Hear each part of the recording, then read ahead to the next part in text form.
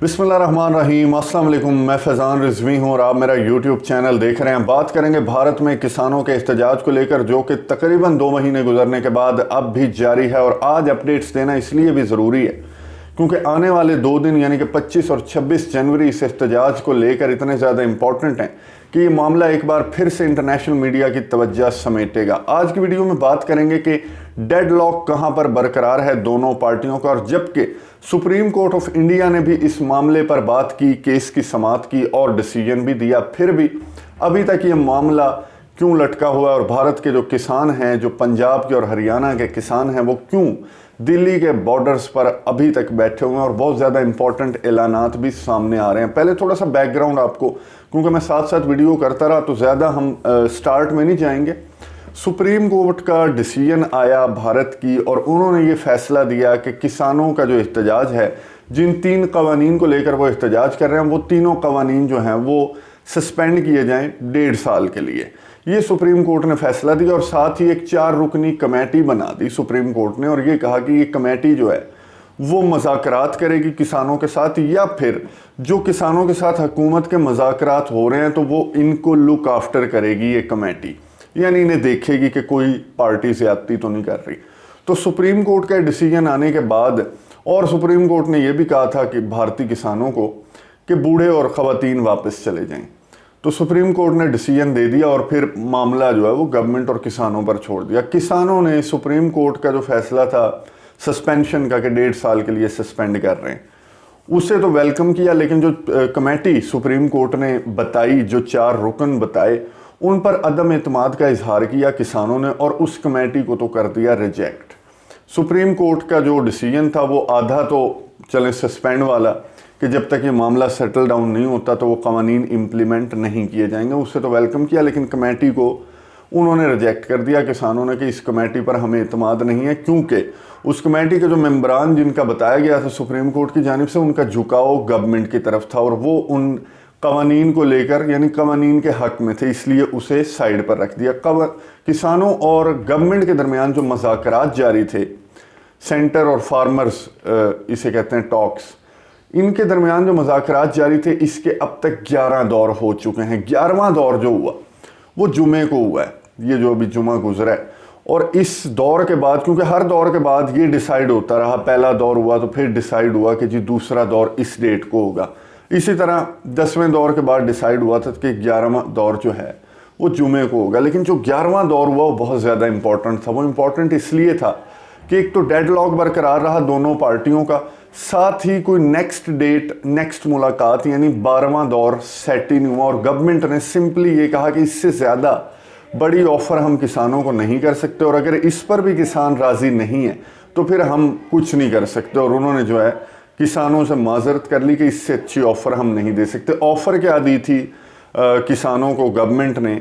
10वें दौर में किसानों को गवर्नमेंट ने ये ऑफ़र दी थी कि हम इन कवानीन को, तीनों कवानीन को 1.8 ईयर्स के लिए यानी 1.5 साल से भी ज़ायद के अरसे के लिए हम सस्पेंड करते हैं, और इस 1.5 साल से ज़ायद के अरसे के दौरान बातचीत करेंगे, मामला जहां पर सेटल डाउन हो गए तो फिर 1.5 साल के बाद इन कवानीन को इम्प्लीमेंट करने का सोचेंगे जहां पर दोनों पार्टियां राज़ी हों। ये बात हुई 10वें दौर में।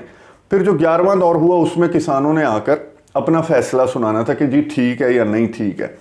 तो जो जुमे को 11वां दौर हुआ तो किसान वहाँ पर आए और किसानों ने रिजेक्ट कर दिया, और किसानों ने ये कहा कि हमारा जो मुतालबा है हम उस पर कायम हैं, और हमारा मुतालबा ये है कि तीनों कवानीन जूं के तूं वापस लिए जाएं, कोई टाइम पीरियड ना हो, कोई बातचीत ना हो, कोई मुज़ाकरात ना हो, कोई कमेटी ना हो। तो ये जो 11वां दौर था ये सिर्फ 15 मिनट का दौर था मज़ाकरात का। 4-4 घंटे भी इनकी मुलाकात चली है, इन्होंने खाने भी साथ खाए हैं, लेकिन ये जो 11वां दौर था ये बिल्कुल ही यूँ कह लेंगे मज़ाकरात का अमल ही ख़त्म हो गया ना इधर।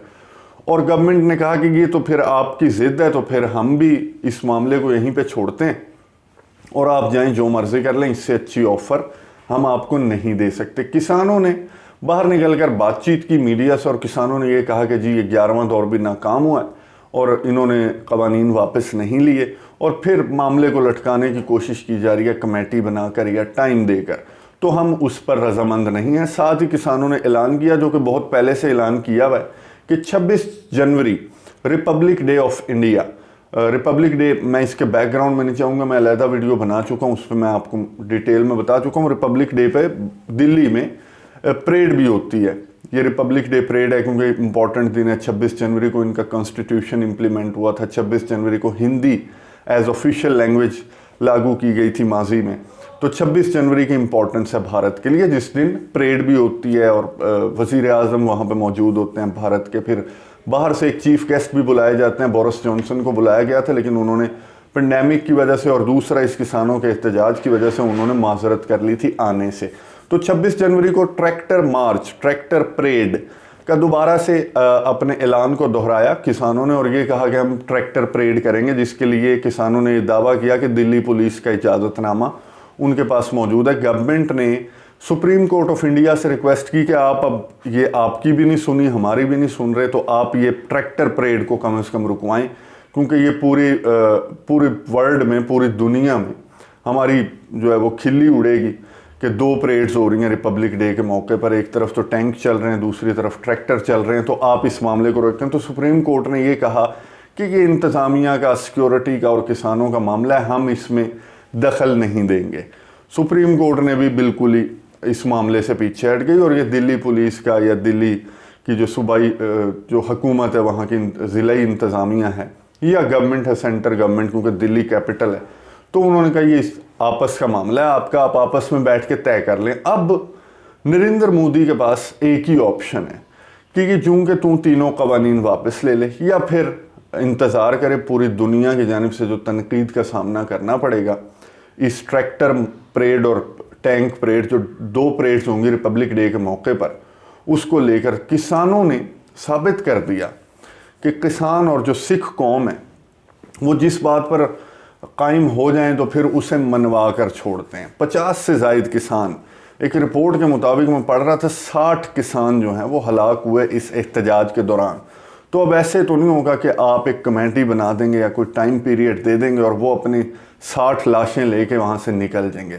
किसानों ने बिल्कुल मामले में नरमी बिल्कुल भी नहीं बरती, चाहे सुप्रीम कोर्ट ऑफ इंडिया ने समाअत कर ली, गवर्नमेंट ने अपनी जो है वो ज़िद को थोड़ा सा मोल्ड कर लिया और उन्होंने नरमी थोड़ी सी दिखाई मुज़ाकरात के 11वें दौर में, 10वें दौर में, और ये कहा कि हम 1.5 साल से ज़ायद इन कवानीन को सस्पेंड करने के लिए तैयार हैं। लेकिन किसानों ने बिल्कुल जो उनका पहले दिन मुतालबा था कि तीनों कवानीन वापस लें, आज भी वही मुतालबा है, जिसे लेकर 26 जनवरी को ट्रैक्टर परेड का ऐलान किसानों ने किया। तो अब ये 25 जनवरी का जो दिन है वो बहुत ज़्यादा इंपॉर्टेंट है गवर्नमेंट और किसानों के लिए, कि अब नरेंद्र मोदी के पास, क्योंकि अब अगला दौर कोई नहीं होना मुज़ाकरात का, सुप्रीम कोर्ट ऑफ इंडिया ने माजरत भी कर ली कि हम नहीं इस मामले में पड़ते, आपका आपस का मामला है।